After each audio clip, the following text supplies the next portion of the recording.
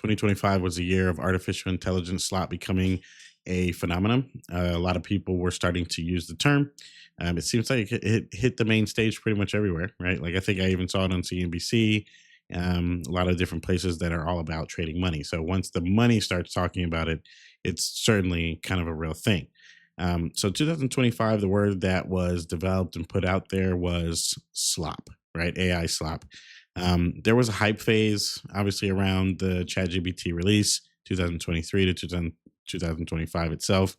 Chatbots, the ability to write poems, and that infinite low quality video production that seemed to be taking off on everybody's timelines. And as we kind of get to the maturity stage, you're already seeing things start to level out, but also still, there's a level of advancement happening pretty much all over the place. So what you're going to witness here is that we're moving into the utility phase, right? Infrastructure, agents, and the hard work of implementation, our data engineers, other engineers that are putting in the time and the effort to build the roads, as I kind of refer to it with clients and other folks, is that the roads are getting built. And so, how and what to do is the most important phase of this planning right now. Jensen Huang, the CEO of NVIDIA, one of the largest companies in the world. I think they kind of sway back and forth between being number one. Jensen Huang actually gave a pretty good talk at Davos here just this week, where he says that we're in the middle of the largest infrastructure build out in human history, right? So there's 5 layers to that. You're really talking about the raw ingredients on the first layer, where the energy in the chips is very, very crucial and important. I mean, we know this. There are debates happening all over the United States and the world over the data centers that are starting to pop up.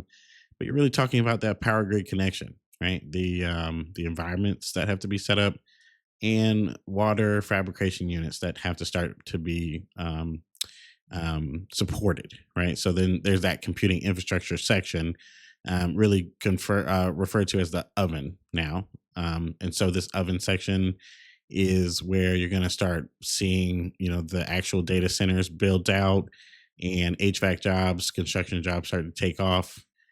So heating, cooling, the different types of cooling, these are all quite important. And so, artificial intelligence can't really be looked at as just like one layer. There's 5 layers of infrastructure, and as it can be looked at, it's really a $2 trillion bakery, right? In the middle of that bakery is the cloud operations, where many people believe artificial intelligence starts and kind of ends, if we're being honest. And then you move into the AI model section, the recipe, really. And then lastly, of course, is like the applications and how we advance off of that particular work.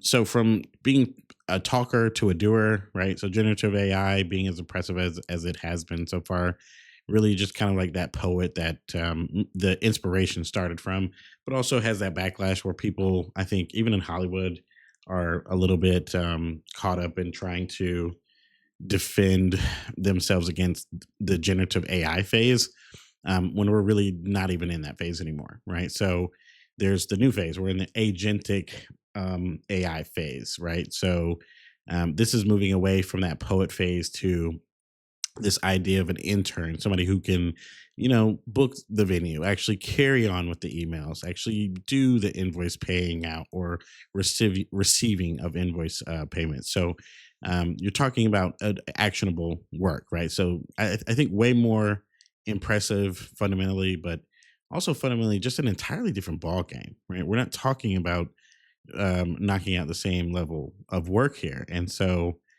this has to be taken seriously in my mind. This is a 7x jump in late 2025 from enterprise adoption of agents alone, and that is going to be a huge indicator of kind of like what direction we're moving in over time. So SEO has actually become a monster for companies to deal with. I mean, traffic is being wiped out left and right for companies that have had 20-year sort of plans and partnerships with other firms who are handling SEO up to this point. The old SEO patterns are really built around static information, staying in one place, and also not needing to compete with providing more context or more information, right? So the strategy has moved away from like correction via consensus.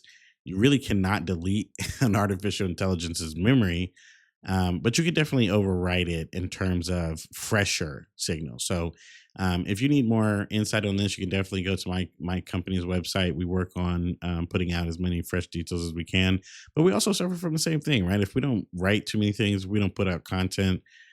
You're gonna take a dive from just the general feedback of artificial intelligence, right?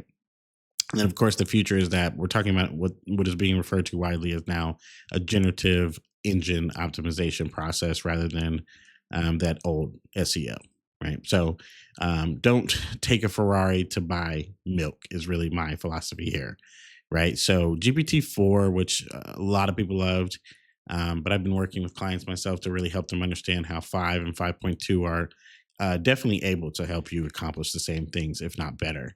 But GPT-4 was really about huge energy, complex reasoning, really able to take over quite a few tasks, especially like the attitude or the writing style of somebody. It was able to perform that very well. That energy impact and it's still a really big impact when you look at it on numbers. So the effect of running four and then going towards models that are better at running is the right thing to do, right? We want to be moving towards models that use less energy technically to produce. But there is the backlash of people who really like GPT-4 and wanted that one to stay long term.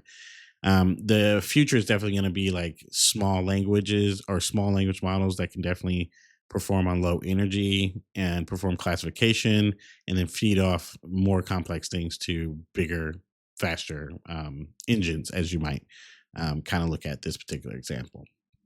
So the trust gap in this place that's starting out is that data itself is really the problem when we talk about how to make AI and agentic AI more than anything to useful, right? We're in this weird place where corporate America, corporate, global corporate is struggling with adoption because you're not able to really capitalize with these systems unless you have a great data spot to really pull from. So if you have really crappy data and you apply an agent to it or you apply AI to it, you're not really doing anything except making an AI that's just going to be crappy.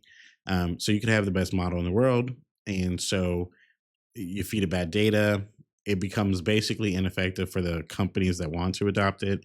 The feedback from internal adoption ruins it, and so you won't ever see that particular project take off. Right, that project is definitely kind of dead in the water before it goes anywhere. And so garbage in, garbage out, right? 88% of leaders are saying that AI output still requires significant human correction.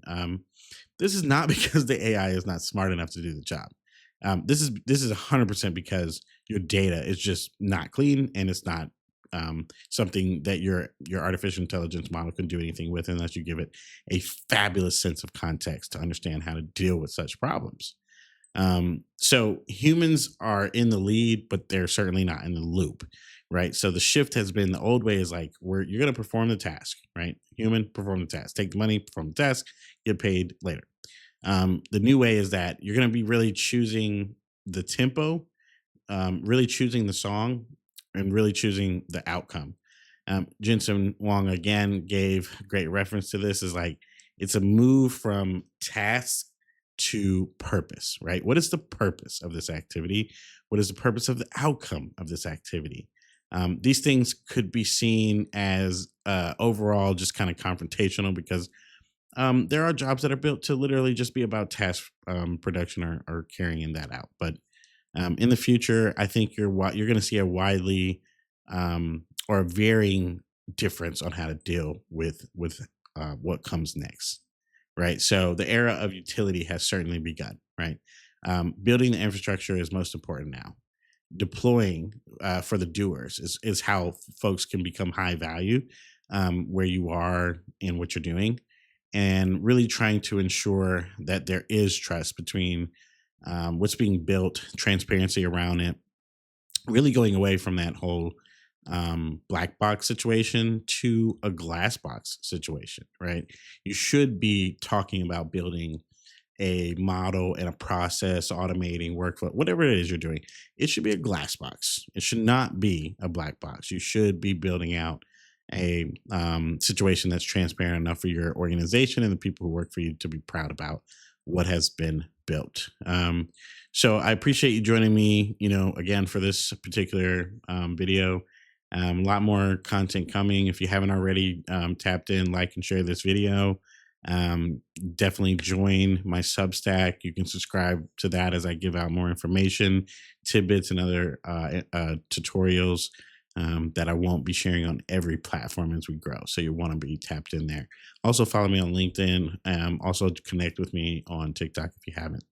All right. Till next time.